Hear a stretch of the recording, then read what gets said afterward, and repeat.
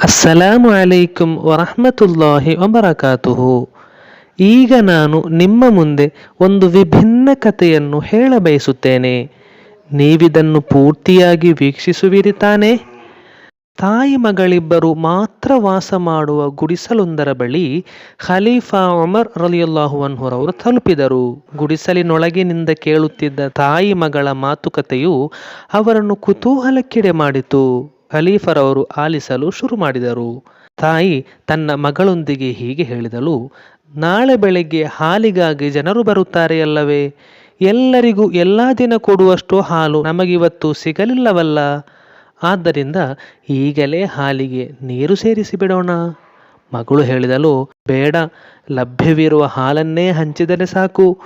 ನೀರು ಸೇರಿಸಿ ಹಾಲು ಮಾರುವುದು ಅಪರಾಧ, ವಂಚನೆ. ಹಾಗೆ ಮಾಡಿ ಖಲೀಫರ ಮುಂದೆ ಸಿಕ್ಕಿಬಿದ್ದರೆ ನಮಗೆ ಶಿಕ್ಷೆಯಾಗಬಹುದು. ಆಗ ತಾಯಿ ಹೇಳಿದರು: ಖಲೀಫರವರು ಈ ಮಧ್ಯರಾತ್ರಿ ಸುಖ ನಿದ್ರೆ ಮಾಡುತ್ತಿರಬಹುದು ಮಗಳೇ. ನಾವು ಈ ಗುಡಿಸಲಿನಲ್ಲಿ ಹಾಲಿಗೆ ನೀರು ಸೇರಿಸಿದರೆ ಅವರು ಹೇಗೆ ತಿಳಿಯುತ್ತಾರೆ ಮಗಳೇ?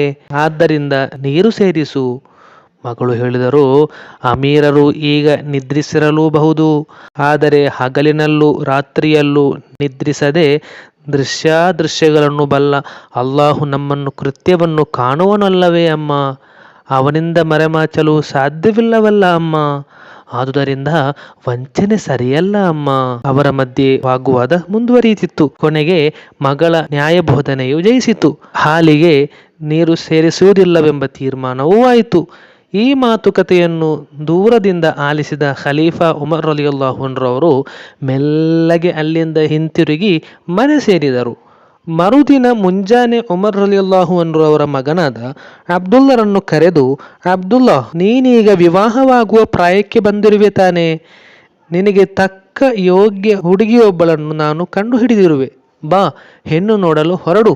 ನನಗೆ ಒಳಿತನ್ನು ಮಾತ್ರ ನನ್ನ ಅಪ್ಪ ಬಯಸುವರೆಂದು ದೃಢವಾಗಿ ನಂಬಿರುವ ಮಗ ತಂದೆಯೊಂದಿಗೆ ಸಂತೃಪ್ತ ಭಾವದಿಂದ ಆ ಗುಡಿಸಲಿಗೆ ನಡೆದರು. ಅಲ್ಲಿದ್ದ ತಾಯಿಯೊಂದಿಗೆ ವಿವಾಹದ ಅಭಿಪ್ರಾಯ ತಿಳಿಸಿದರು.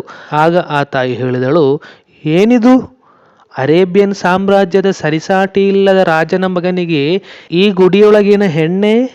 ನಂಬಲು ಸಾಧ್ಯವಾಗದು ನನಗೆ.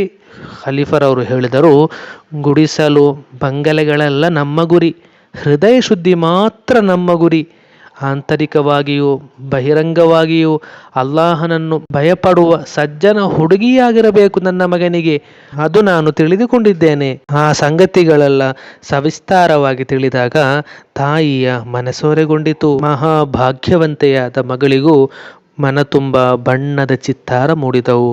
ಕೊನೆಗೆ ಸರಳವಾಗಿ ಇಬ್ಬರ ವಿವಾಹ ಕಾರ್ಯಕ್ರಮವೂ ನಡೆಯಿತು. ಇಷ್ಟು ಹೇಳುತ್ತಾ ನನ್ನ ಕತೆಗೆ ವಿರಾಮ ಹಾಕುತ್ತಿದ್ದೇನೆ. ಅಸ್ಸಲಾಮು ಅಲೈಕುಂ ವರಹಮತುಲ್ಲಾಹಿ ವಬರಕಾತುಹು.